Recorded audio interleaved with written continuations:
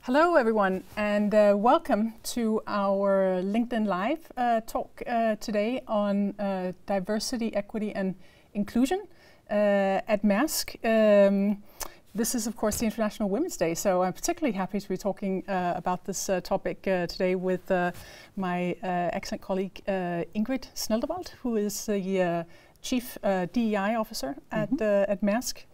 And Ingrid, maybe you would like to start by talking about, well, introducing yourself first of all. Yes. And yeah, would you like to start with that? Yeah, absolutely. Thank you. And thank you all for joining. And thank you, Lina. I'm very excited to be here with you today. So, as you said, I'm the Chief D&I Officer in Maersk. And I have a long track record in Maersk. I can say I'm on my third chapter. I started more than 20 years ago in the Netherlands and had commercial and trade management roles. At a certain moment of time, my husband and I decided to explore the world and move abroad, and we went to Africa and had there some frontline roles. Then we moved on back to Europe basically, and got into commercial roles, then operational roles. And since October of last year, I'm the Chief D&I Officer for Maersk. And I have 3 daughters, and one almost turning 14, and twins almost turning 10.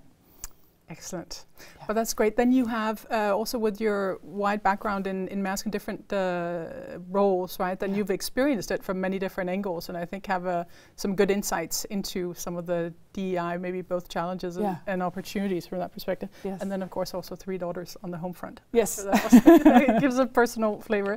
Absolutely. So just before we go on to the talking more about DEI, so I want to just remind people to please, if you have any questions, please do put them in the comments, and we hope to get to answer some of them. And if we don't get to all of them, then we'll follow up afterwards with responses.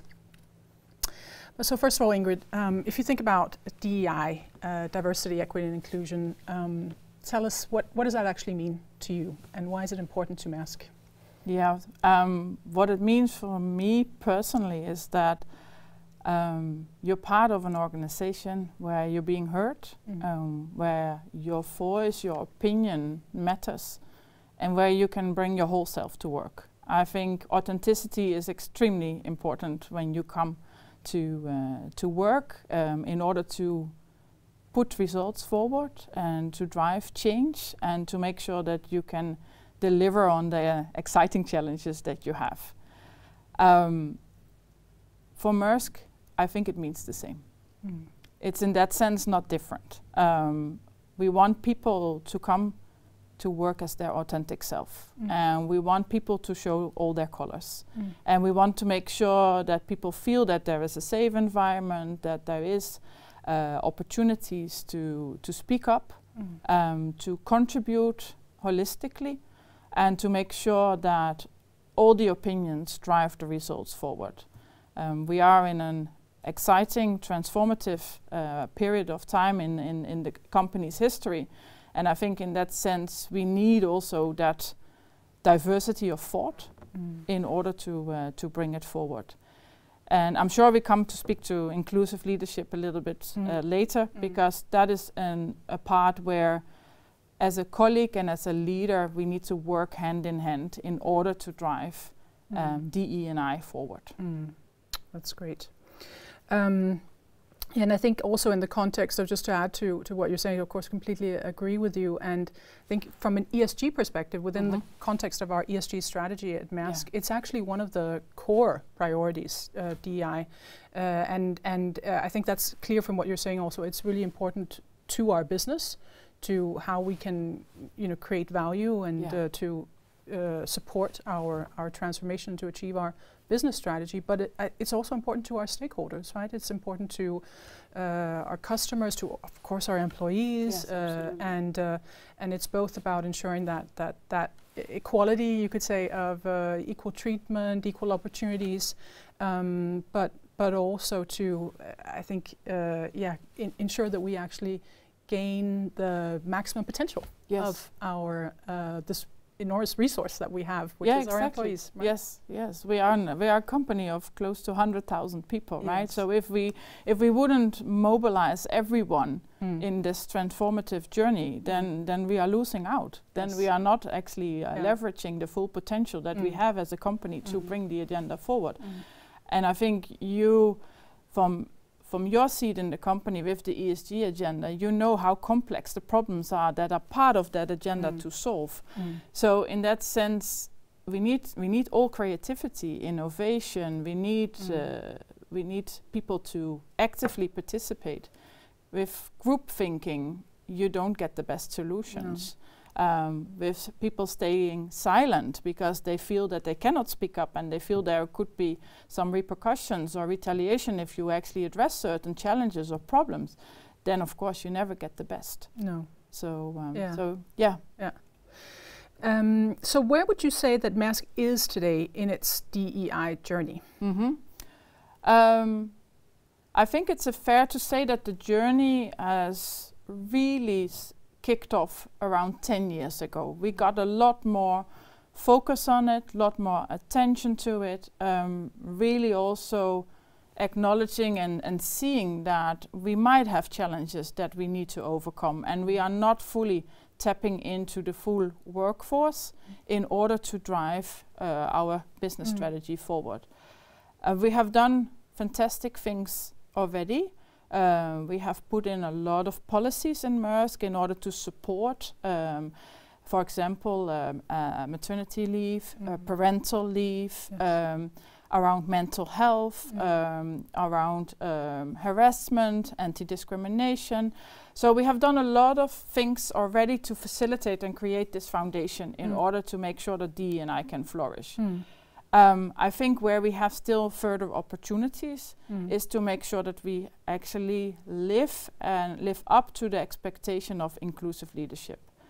And we really want to make sure that that is the key element of the next part in our journey, because we want to make sure that we activate and empower our leaders to understand what inclusive leadership means. Yeah, and what does that actually mean? Can you talk a little bit more about the role of leadership? Yeah, I think if you it comes down to basically what I said. Also, what does D&I mean to Maersk or in Maersk and to me personally? I think as a leader you have the obligation, but also the mandate and the privilege to actually facilitate, to contribute how we work. As colleagues, we have that all. We are part of a bigger ecosystem, so we need to make sure that we can facilitate that well. But inclusive leadership to me means that there is this psychological safety, that there is this sense of belonging, that you feel part of the team, you feel part of the agenda. And our leaders need to be equipped on how do you do this? Because DE&I is not an HR or people function responsibility. It's a leadership responsibility that we collectively need to take, because then we can really drive change forward. And in our new DE&I strategy, there is so much emphasis around this inclusive leadership, simply because of the fact that if you look at diversity and you would create a completely balanced, gender balanced team, if there's no inclusiveness in the team, then you still leave half of the population out. Exactly. Yeah. They still don't feel that they can speak up, can share their opinions, and you are actually creating bigger challenges. So inclusiveness trumps, in my eyes, the diversity angle. Doesn't mean that we are not spending time on it, to the contrary, of course, it is as important. But in order to create a foundation that D&I can grow and flourish, we need to have inclusiveness. So you need inclusiveness to gain the benefits from diversity. Yeah, it's the soil that feeds it. And then equity is also part of DE&I. Yes, exactly. Talk a little bit about equity. What does that mean? Yeah, working on it? Maybe good to take first a step on why because in Maersk we also started with diversity and inclusion. Yes. And in 2021 we launched our first inclusion survey in order to get this real temperature check on how do you feel that, how inclusive is Maersk and what do you feel we can do better. And one of the key learnings that we took away from that inclusion survey was the fact that equity wasn't well represented. People felt that we are not spending sufficient time on it. We are not facilitating the process around that well enough. And equity for us means is that we create equal opportunities and equal access to people. And I think we have one of these very nice visuals to represent DE&I. And what it actually, one of the visuals to explain equity is the fact that everybody has the same bike and has a different bike. Some of us need a race bike to go to work. Others of us they have this pedal hand bike. The other one has a very low bike. So in that sense, we are creating the opportunities in order to make sure that we are meeting the requirements to actually have that equality in Maersk. So it's not like one size fits all. No. To actually drive. Yes, you say it a lot better than I do. Great. And actually, so one thing I think that which is very interesting also is that recently we announced a new executive leadership team. Yes. Right. With which actually has a lot of diversity and both in terms of gender. 6 out of the executives, 16 executives on the new leadership team are women, and there are 10 nationalities represented in that leadership team. So that becomes in itself, I think, a great symbol, right, of that diversity. And what do you see as strengths in that, and how do you think that leadership team itself can help then bring the strategy to life? Well, I think first and foremost, it's an incredibly powerful statement. A statement that we want to have diversity of thought in the team. We don't want to have group thinking. And by having 6 females, 10 males, 10 different nationalities, that's a fantastic way to actually break that possible risk of group thinking. But there are other elements to it, because there are different backgrounds in the team as well. There are executives that have been with the company for 25, 30 plus years. They know all the ins and outs of Maersk. There are also executives that have recently joined us for a couple of years ago. And they come from a completely different background, a different industry. They bring all the knowledge from that part, and we blend it all together. And that is when you see actually innovation and creativity come to life. And of course, what does it mean in regards to signaling that it's possible? I think that is extremely powerful. Because you know it from the ESG strategy as well. We have our targets, and our targets are set around female leadership representation, and the targets are set around different nationalities. And those are 2 measurements to have that actually drive us. And then there is this whole inclusiveness that needs to come to it. And that is also something that I know executive leadership team is spending time on. They are a new team, there are new people, and there are new roles, so people need to onboard as well in their new roles and new responsibilities. And I think it's fantastic to have this example and see how that contributes to delivering on the strategy, right?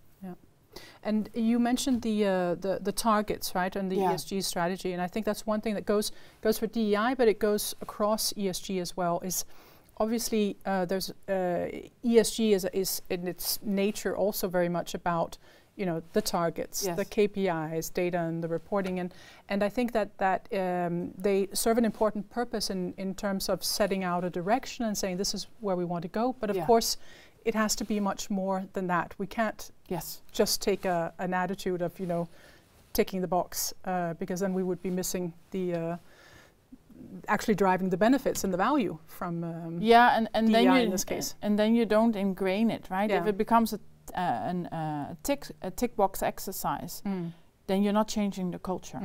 And what we need to realize is the D&I is a behavioral change. Yes. Because you need to be aware of the fact that you have biases. You need to be aware of the fact that you need to include everyone in your thinking. You need to be aware of the fact that if you have a team meeting and a person is very quiet or needs more time to reflect before actually the contribution comes, then you need to facilitate that. That is also leadership, yes, in order to make sure that everybody is being heard. Yeah. So if you would purely focus on a target, then we would it would not be complete. No. But what are we doing to support our leaders then to be able to actually take on these responsibilities for DEI? What kind of programs and initiatives are we putting in place? Yeah, so as part of the new plan, and as I was briefly alluding to, activating and empowering our leaders, we actually want to create a tailor-made approach. The idea is to sit with each leader and ask, what do you see? What are the challenges in your team? What do you observe? Where do you believe that your biases are? So we can really take a deep dive per individual as a leader and as a team on how do we actually drive D&I forward. Because what we have seen is that we have a lot of passive allies. And the most often asked question is, how can I get started? What can I do? Yes, what can I do? Because D&I is a very broad spectrum. So how do you make that more specific and concrete so that you can really take action? And there's an element in D&I that is all centered around consistency. You need to make sure that you choose a couple of topics in order to drive that forward. So with some of the teams, we see that we can enhance the psychological safety. With other teams, we see that we can actually, we need to focus on a more diverse candidate field, because it's a part of the industry. For example, in technology, in digital roles, and in the STEM, we see that there is more male candidates that apply for the roles. Yes. So how do we make sure that we include? So we have per leader. That's the aim. We are not there yet. The plan is 3 months old, so we are getting into it. But we are actually creating those plans now as we speak, in order to really drive the topic forward in a different way. And maybe just one more question related to that before we go to some of the questions coming in from the audience. Yeah. So as you mentioned, we're also in industries that often are quite male-dominated, right? So there's also some systemic issues that we need to address, I'm sure. And as we are growing also in our business, and we are taking on a lot more new colleagues in different settings, and how do we address some of the issues also in terms of also creating safe work environments? Yes, for these colleagues? It's like the inclusiveness, psychological safety, it all starts with a safe environment, right? So we need to, and like you say, we have different populations, right? We have our seafarers, we have people in contract logistics, in the warehouses, we have people in the office. So we need to make sure that we really listen to our employees, but we also need to translate that into actions. So as part of our of our strategy and the clear expansion in contract logistics and warehouses, we have contributed to the playbook around how to run a good warehouse in order to make sure that we don't lose out on the opportunity to embed DE&I into that. Yes. And it's something, and that's also a very deliberate choice, that we have integrated it, we have embedded it. We're not doing DE&I on the side. No. We integrate it into everything what we do in order to drive that change forward and create that safe and inclusive environment.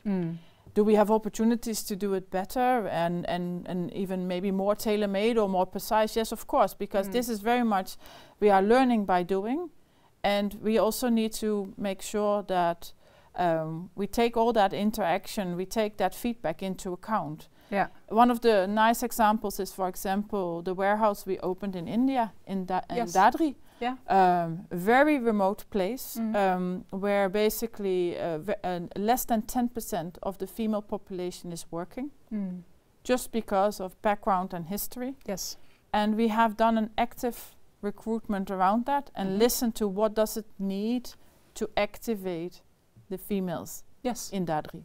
Yeah. And how can they help us to create a warehouse that is being run by women. And now we have more than 80 women working there. Great.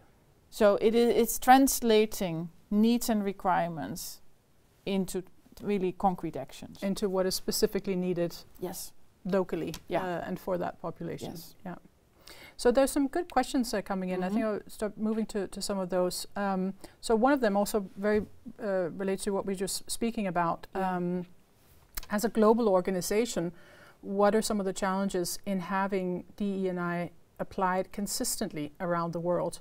And then perhaps, especially also in countries where they may have particular challenges also around DEI. So how do we tackle that? Yeah, we have, of course, as Maersk is indeed present in so many countries, we really apply the ambassador, the embassy principle. And that means when you come into Maersk, this is what we offer to you. This is how we work. This is the values that we share. And hence we create policies around that. And yes, we are present in countries where there is a very different opinion about certain of these topics. But when you come into Maersk, it's a safe place. And that's the leading principle that we have. Good. Then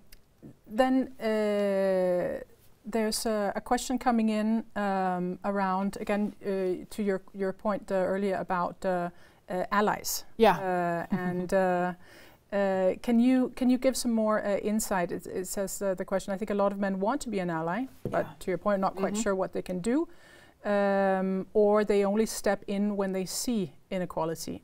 So what are some of the key ways that you see men can support gender diversity? Well, first and foremost, not only focus on International Women's Day. Yes, okay.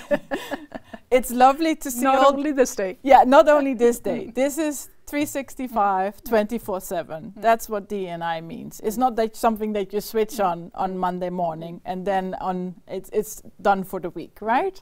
No. So the consistency is, and ask a lot of questions, lean into the conversations, and try to understand what are the requirements.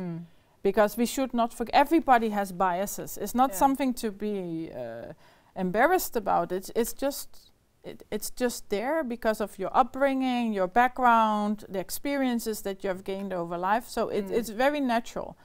But your willingness to see things that you didn't see before, that comes from yourself.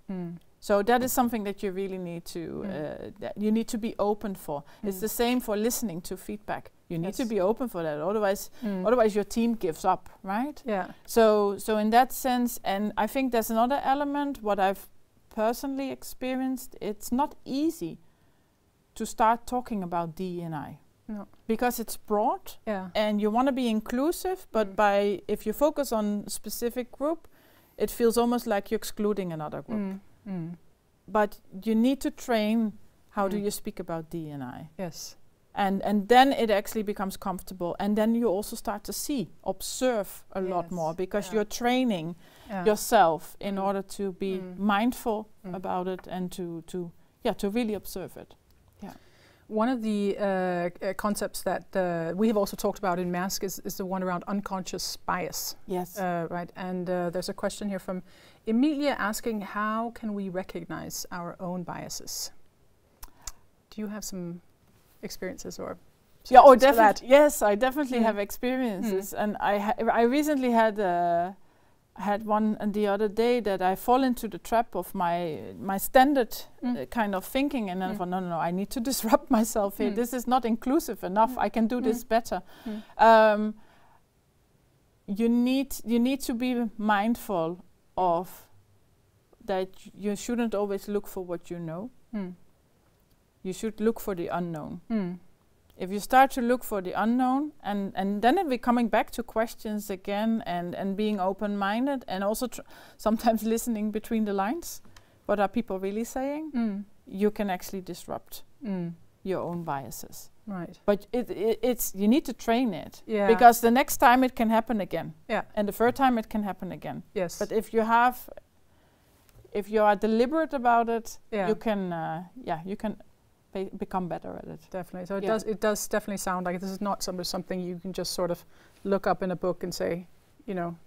ask this question and then the answers will be given. But you have to train. You need to train. Yeah, Yes, yeah. exactly. Yeah.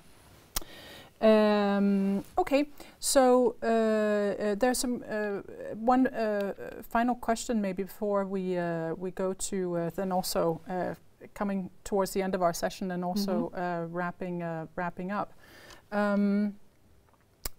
There's a question from Victoria, which is also taking the starting point in. We now have very diverse higher leadership roles.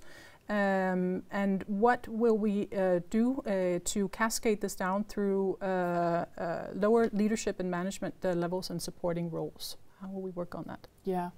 Well, for me, the critical element is this inclusive leadership and having all our leaders. We have a large leadership population, and we really want to tackle it one by one and actually help the leaders to be equipped around DE&I, to be comfortable about it, and also to actually work actively with it.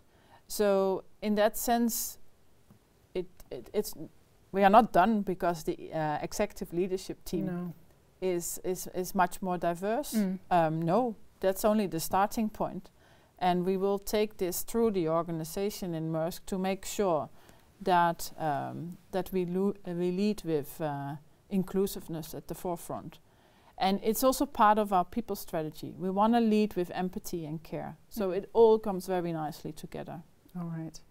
And is there, now of course we've spoken a lot about gender, we've spoken about nationalities, but of course there's other areas of diversity where we work actively. Maybe you could also, just before we wrap up, give some examples of that.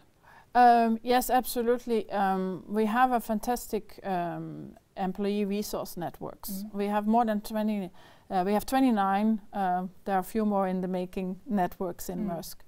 And we are working together with them around, for example, diverse abilities.